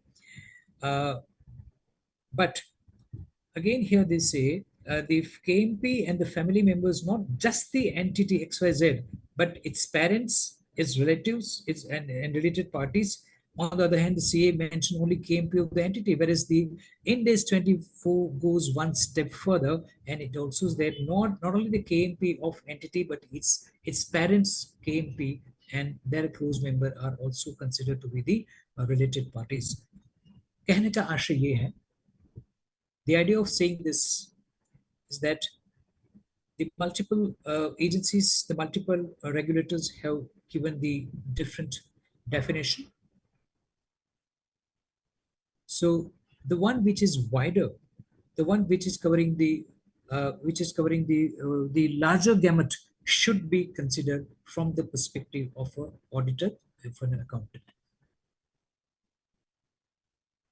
Term like control, joint control, whereas the definition of the Companies Act is very clear, cut and right, subsidiary, holding and associates. Now the judgment is involved, as I mentioned here, SPV or the unstructured is considered to be a subsidiary under the Ind AS, but not under Companies Act 23. So here auditor should say that, look, I do respect Companies Act, I do respect 18, but when it comes to Ind AS 24, I have to go by what the standard says and include within the ambit of the related parties, even the SPVs or the unstructured entities or the autopilot entities, because they are considered to be the related parties here. So the point is that there could be a different judgment, different interpretation of the different definitions given under the various statutes. So it is prudent to follow the wider definition. Now, certain transactions are not treated as RPT from the perspective of the Companies Act, but the disclosure under ASN Ind AS are definitely required, like the one which is entered into at an arm's length price or in the ordinary course of business. However, even there is a dispute also that the Act has not defined so many things. Act has not defined the and transaction entered into the ordinary course of business. Even services are not defined under the Companies Act. So there is a matter of judgment, and auditor has to take this safer call and see that how best it covers the entities under the ambit of the RPT transactions. Okay, for example, the transactions between or amongst the fellow subsidiaries is not covered under the RPT. Now, let me give an example. Entity A is a parent. It has another subsidiary B and C. All right. So the relationship between B and C with A is that they are the direct subsidiaries. B is a subsidiary, direct subsidiary of A, and C is also direct subsidiary. Now, what are the relationship between the B and C? They are no way related between them themselves. So they are known as the fellow subsidiaries. Now, there are some transactions between entity B and entity C without involving parent, without involving parent A. Now, they are transactions amongst or between the two fellow subsidiaries. They are not covered under the Companies Act, but nonetheless, they have to be covered under the accounting standards. So this is where I'm telling you time and again and repeating at the cost of being repetitive that take the wider gamut. जो largest subset है उसे follow कीजिए, correct? It may not be covered by the Companies Act, but if they are covered by the accounting standards and mainly Ind AS 24 or so, then please do cover these transactions.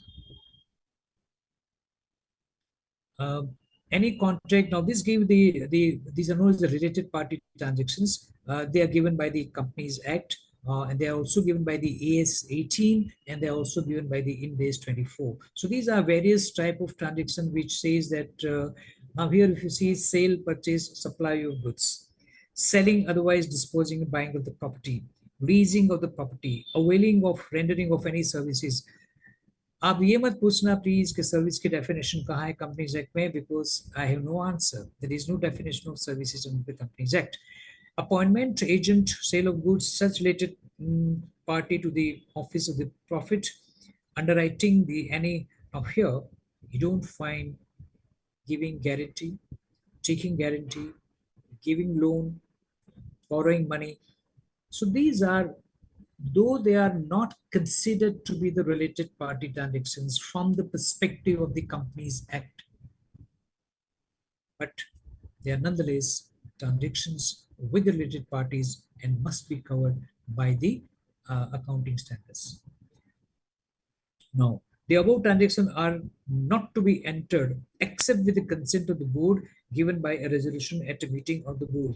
Oh, what do you mean by no circular resolution? Computer G, let's explain this to my friends. Now, we all know that resolution can be passed physically in the meeting and at the board meeting or through circular resolution. Circular resolutions are circulated amongst the directors. They don't need to come physically or even on the online, but they can always communicate and pass this.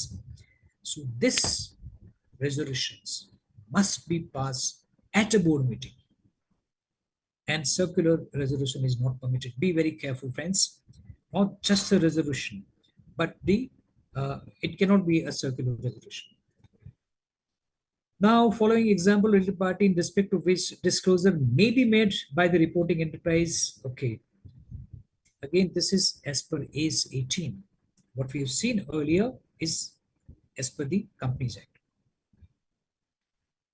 Now here, sir, they are talking about the transfer of research and development, license agreement, financing, okay, including loans and equity contribution in cash or kind, guarantees and collateral. My dear friends, these are not there. Can you find this? I'm asking my dear friends, I know this is the one-way communication, but I can always sense and feel that you are with me. We are on the same page.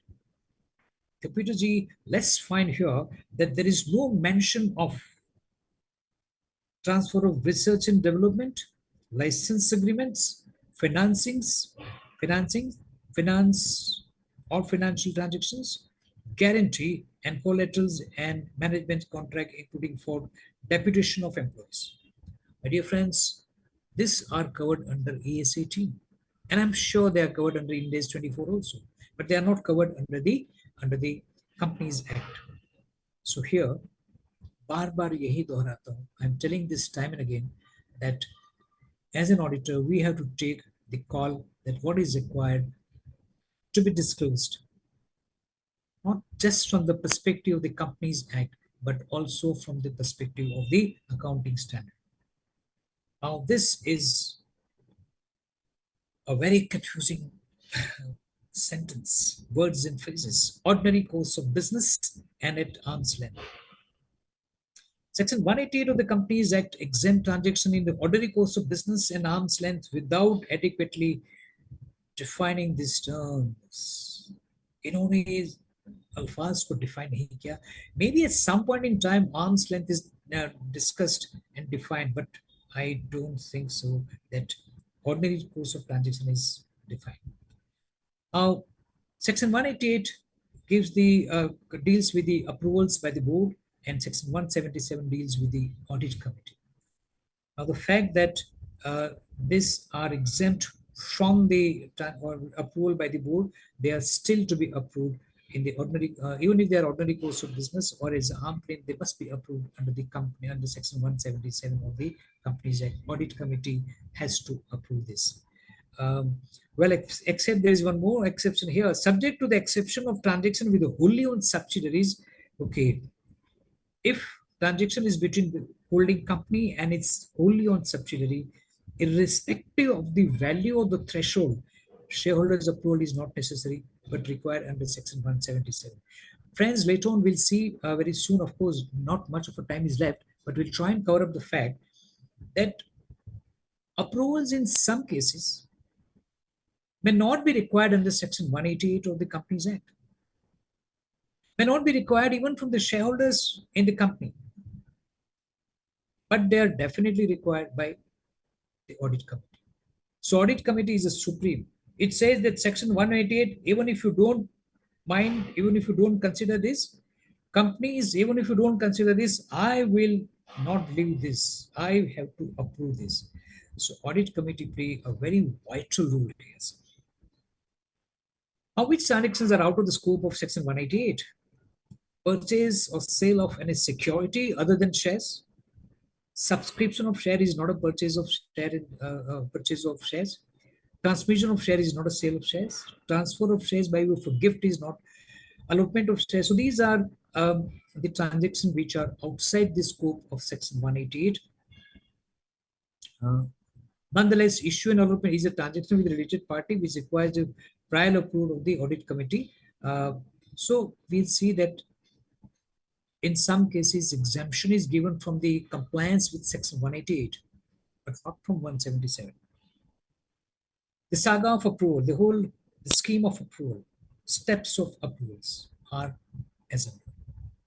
Section 188, approval of the board of directors applicable to both public and private. Approval of shareholders also once the threshold limits are crossed. Oh, threshold limits. So that means we need to be careful about limits. Computer G will see what these limits are. My friends, we'll also see these what limits are. Wherein on crossing certain threshold limit, कुछ सीमा रेखा पार करने के बाद आपको permission लेनी पड़ती है. किसकी? Shareholders. 177 approval of audit committee applicable to all listed companies and certain class of companies which have to constitute the audit committees. Certain public company also have to form the audit committee. So it talks not just about the listed companies, but companies where all they are required to have the audit committee. So these are the three areas where you need to take the permission of the board and the audit committee and the shareholders. Computer G, let's start with the board approval. Prior consent is to be obtained by a resolution at a meeting unless the related party falls under the exempted category. Which exempted category? This category, and even the arm's length and the ordinary course of business. At a meeting, at the board of meeting cannot be passed by view of a circular. Agenda for the meeting shall disclose certain items pertaining. This is about the deep diving about the board meeting, that what all should be covered in the agenda. Any director who is interested in the shall not be present at the board meeting during the discussions. Very good, sir. Now, but what happens, sir, when there are two directors only two shareholders, and both of them are related parties, say husband, wife. Now they say any director who is interested in the transaction shall not be present at the board meeting during the discussion. Do you mean to say that both of they cannot attend the meeting and take part? Yes, they can. We'll see. There is one proviso, one notification, I think it's there in 2015. There's an answer to this question that even interested director can vote. Pursuant to Rule 15, companies following it shall be disclosed in the board. This is what is to be required to be added in the agenda for the board meeting. So now have we crossed the first threshold of the board meeting? the board approval. Now next is the audit committee, the supreme, between 188 and 177. All transactions with related parties, all transactions, whether in the ordinary course of business or arm's length, or whether with the wholly owned subsidiary companies, they require audit committees approval. And this approval is not restricted only to related party transaction by section 188. Yes, there is a difference between the related party transaction and transaction with related parties. Very good, sir. So not just which is being listed under section 188, but wherever there is a transaction with related parties, they are to be approved. So I would put it this way.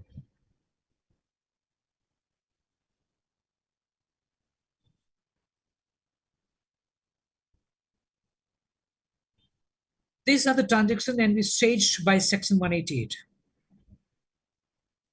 Whereas these 5 items marked in red may not be covered by section 188, but they're still transactions with related parties. So in my humble opinion, this have to be covered by the approval by the audit committee under section 177. Now, all companies, only transaction up to 1 crore entered by director office can be ratified by the audit committee within a period of 3 months' time. Audit committee can give the omnibus approval. There are some slides which cover the omnibus approval. This is the one-time approval, and that too the time when is 1 year's time. Is not mandatory. This is just out of the window, this question. It is not mandatory, but a good practice. Can AC approval be obtained by circular? Yes. So what is not obtainable by circular is the board resolution. Okay. But as far as AC is concerned, the circular resolution is permissible. Now this is the shareholders, the owners of the company. Always be prior approval. Of course, it is prior approval. You cannot enter into transaction and then go to the MyBAP, that is to the shareholders. Hey, sir, please now look into this. Where it's crossed the prescribed threshold limits, yes, Computer G, we have promised our friend that we will look into this. Now, listed company material transactions, the resolution in case of the wholly owned subsidiary, the resolution passed by the shall be sufficient for entering fine. Okay. Where the subsidiary accounts are consolidated with the holding company in the place where approval is not required. Fine, very good. Now here is the threshold limit slide that except with the prior approval, the company by an ordinary resolution company shall not enter, where this limit 10% of the turnover, 10% of the buying of the net worth of the company, leasing 10% of the turnover of the company, availing of rent turnover services, 10% of the more turnover of the company. Limits prescribed are applicable to the one or more transactions on the finance. So these are the limits where when it crosses, you need the approval of the shareholders. Now this is again an ordinary resolution, not a special resolution. And this is again by appointment to any office, the place of profit. Right to vote by the related parties. The interested directors shall not be present. Oh, they are not allowed to be in the meeting. Very good. The company, no member of the company shall vote on such resolution if such member is related. This provision shall not be applicable to private company. Oh, my dear friend, here is an answer that husband and wife both are the shareholders, both are the directors, and this limitation is not applicable to them. So your query and your worry is over. Computer G, there is one more thing. A company in which 90% of the more shareholder members in number, not value, are relative or the promoters of the related parties, this provision is not applicable. Okay, that is amendment not 2015 but 2017. All right, sir. So this is where the saga of approval is there. Now, the related party transaction defined under the Ind AS 24 and Ind AS 18, they talk about the transfer of resources, services, or obligations between the reporting entity and a related party, regardless of whether the price is charged or not. Oh my God, Computer G, what they are talking. Even if it is not charged, even if there is no transaction, they have to still account for it. What do you mean by not accounting? Disclose for it. So that's where they say where there is a control, where there is a control, you need to disclose the relationship of the related party, even if there is no transactions. Now, what is broadly required to be disclosed under accounting standards? A, relationship, B, transactions with the related parties, and C, the outstanding balances.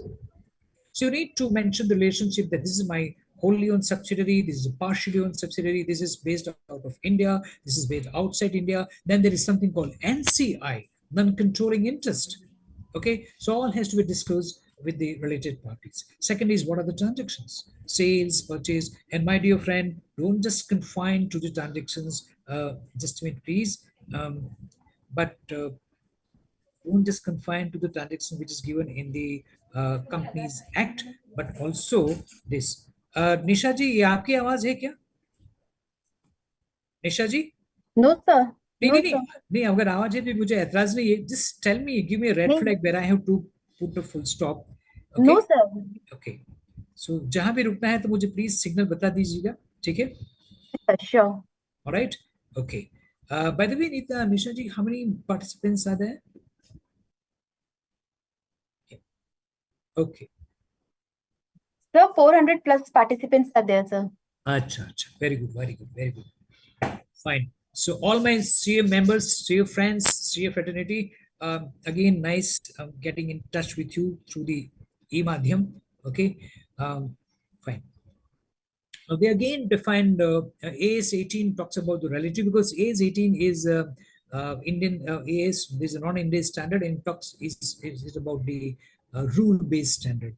Whereas देखिए यहाँ पे जिक्र किया गया है children, right paid children, daughter, brother, sister, father, or maybe influenced by that individual. But यहाँ पे, as far as Ind AS 24 is concerned, that person's children, spouse is fine, or domestic partner. Oh my God, they've got one step further, domestic partner. Okay, that is the definition of the close members of the family. Now, disclosure requirement of Ind AS 24 I have given only here. I have not given Ind AS 18 because they are more or less same. More or less same. ज़्यादा कुछ फर्क नहीं है. Disclosure requirement per Ind AS 24 and AS 18 are almost same. Relationship between the parent and his subsidiary shall be disclosed irrespective of whether there is a transaction between them. So, चाहे ₹1 की अभी transaction between those नहीं होती subsidiary के साथ, still you have to mention that this is my subsidiary. And in the second segment, where they have to give the details of the transactions, they'll give the details of the transactions, like for example, purchases from sales to the loans, given loans taken, etc., to be taken into consideration for disclosure with the related party. Entity shall disclose name of parents and different and ultimate controlling party. Okay, okay.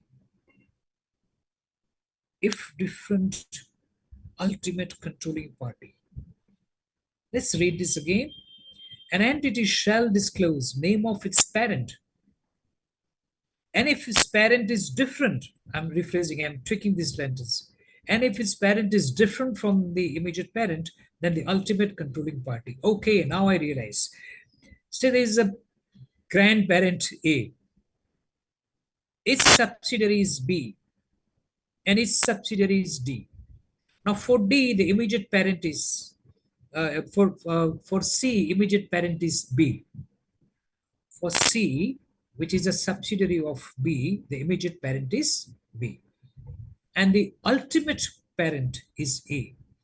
So in this case, but very important, sir, the ultimate parent must be consolidating B and C, and at the same time must be making available its consolidated financial statements for the public use. ये एक condition है. Fine. Friends, let me tell you one thing, that when it comes to the disclosure of related parties or RPTs, Ind AS 24 is not the only standard which covers the whole gamut of parents, subsidiaries, structured entities, joint ventures, and associates. There is one more standard which covers about this transactions and disclosures, and that is standard 112. Ind AS 112, interest in other entities. So that is much wider as compared to this. But Filhal, we are confining ourselves to the Ind AS 24. This was just for your general knowledge. All right, to disclose related parties, where the control exists irrespective of whether there have been a transaction that is repeated of item number 1 and 4, that's fine. The entity shall disclose key management personnel compensation in total and for each of the following categories. So suppose if they're given 5 crore rupees, so in this case you'll say out of which 5 crore, how much was for the short-term employee benefits, how much for the post-employment benefits. You have to give the breakup of these 5 crore rupees under following categories. Of this we have spoken when there are no transactions. Now let's talk about when there are transactions. If an entity has had related party transactions during the periods covered by the financial statements, it shall disclose the nature of the related party relationship, that is whether it is subsidiary, associates, JVs, information about those transactions. We'll see transaction not just limited to section 188, but usse or bhi jada, much more than section 188. Outstanding balances. Oh, not just transactions, but the outstanding balances including any commitments. Okay, include the amount of the transaction, conditions, fine, provision of doubtful debts related to the amount outstanding balances, the expenses recognized during the respect of the bad debts. Okay, amount incurred by the entity for the provision of the key personal services that are provided as a fine. So, as you can see that the disclosures under Ind AS 24 are much wider, much bigger than as compared to the what is covered in the RPT under the Companies Act. Now, we've seen that there are transactions with related parties, purchases, sales, rendering of services, borrowing money, giving money. All these have to be given entity breakup wise. So what do? You make a matrix table, like say sales, purchase, borrowings, loan given, loan taken, guarantees given, guarantees taken, and here you write subsidiary, associates, JVs, blah blah blah. Okay, so you have to give in a matrix format. Now, these are all the items covered, examples given. Now see, basically they've defined RPT broadly as this is a transfer of resources, services or obligations between a reporting entity and a related party, regardless of whether the price is charged. Now here they give the example as to what they actually mean, what could be covered as a transactions and to be disclosed ultimately. Now, avoid from writing this. If and only of it can, that means the entity can substantiate the disclosure that the related party transactions were made on a terms equivalent to those prevailing in the arm's length price. If you can substantiate, only then mention, otherwise don't indulge into this piece.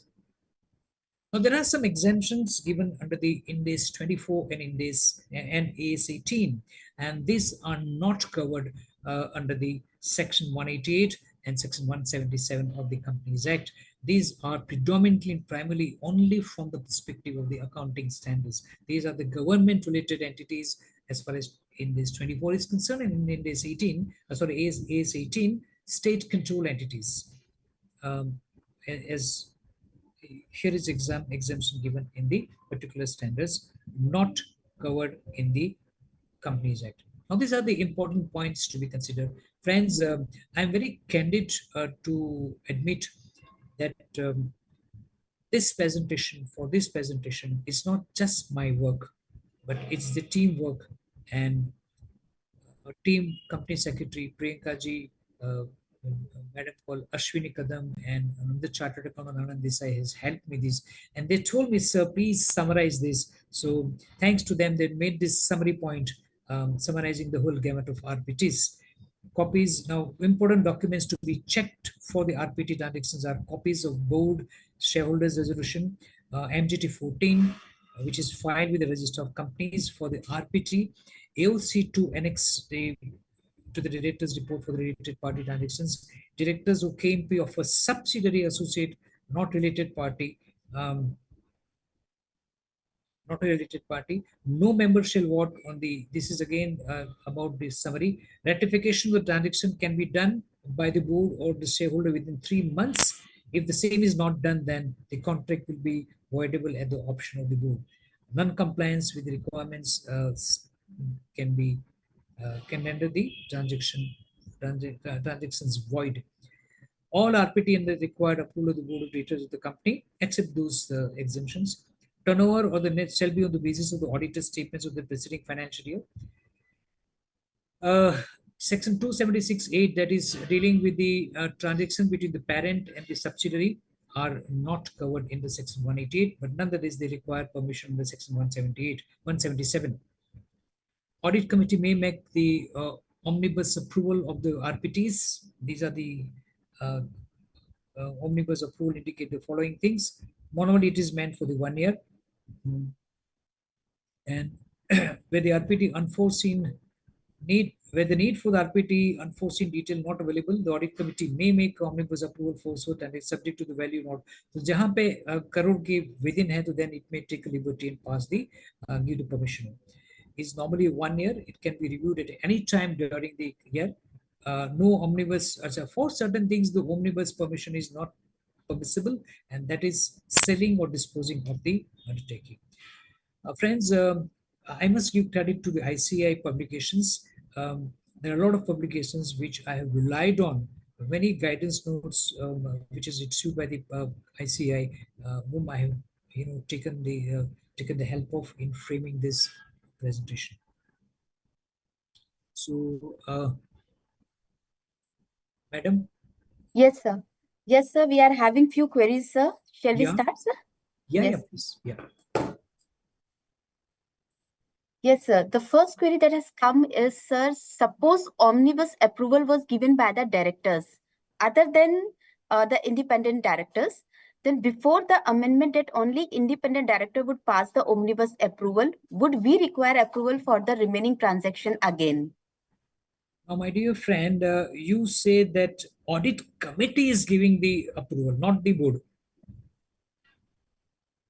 The very first fundamental question I'd like to the one who can you repeat the question, because I understood that the approval has been given by the board. You didn't mention about the audit committee. Yes, sir. The question is, suppose omnibus approval was given by the directors, including other than independent directors. Before the amendment that only independent director would pass the omnibus approval, would we require approval for the remaining transactions again? Yes, you will definitely require for the remaining transactions once again. Yes, this is after the amendment you are talking about, right? So the question is before amendment, after amendment, right? Yes, sir. Yeah, you require.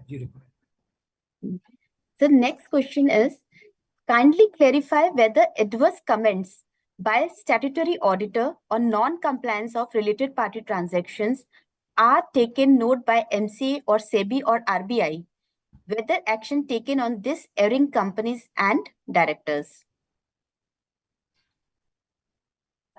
I would like to draw attention to the queries that of late, you see many actions taken by the NAFRAs for the errant companies, the companies which are erring, either making errors in the disclosure or requirement, and when there are the adverse reports by the auditors, they definitely come within the radar of the NADAR and the radar of these NAFRAs, and the actions are definitely taken by the MCA and even the RBI or the regulators, I would put it this way. Because related parties disclosure sometimes is also applicable to NBFC companies also. So for related parties, even and for NBFCs, RBI is also taking action against the errant companies. Yes, indeed, they are taking actions against the directors and the companies. So the next query is there any change expected in Ind AS also for the definition of related party? ये प्रश्न पहले भी पूछा गया था, Yes, and sir, I was witness to that thing. Nisha ji, I hope you don't mind if I say something in Hindi also, because that No issues, sir. level, जैसे मैंने कहा, रिश्ते वही सोच नहीं. Related parties were there since many years. but now the different angle is being given, right? Why do you think that there has to be change in the index from the perspective of the related party? I'll be rhetoric. Rhetoric means answering the question by another question is called rhetoric. Why do you think that it needs to be changed? I mean, what makes you think that there is something wrong with the index definition? To answer your question, it is not on the agenda of the ISAB as of now, International Accounting Standard Board as of now, because normally whatever International Accounting Standard Board wants to make a changes, they start making these changes over a period of 2 to 3 years. For example, now you will see very soon IFRS 18. IFRS 18 is going to be implemented from accounting period beginning on or after 1st of January. Hold your breath. It is either 26 or 27.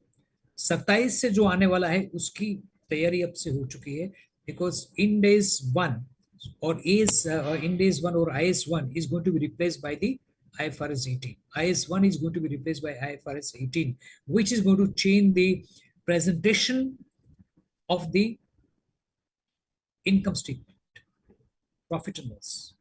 It will be more or less on the line of the cash flow statement. Profit from operating activities, profit from financing activities, and so on and so forth. So whenever any changes are there or going to be there, they do discuss fairly in advance, which I don't think so there is anything on the agenda of IASB. Yes, sir. Last query, sir, that is there with us. What constitutes a material related party transaction under the Companies Act 2013?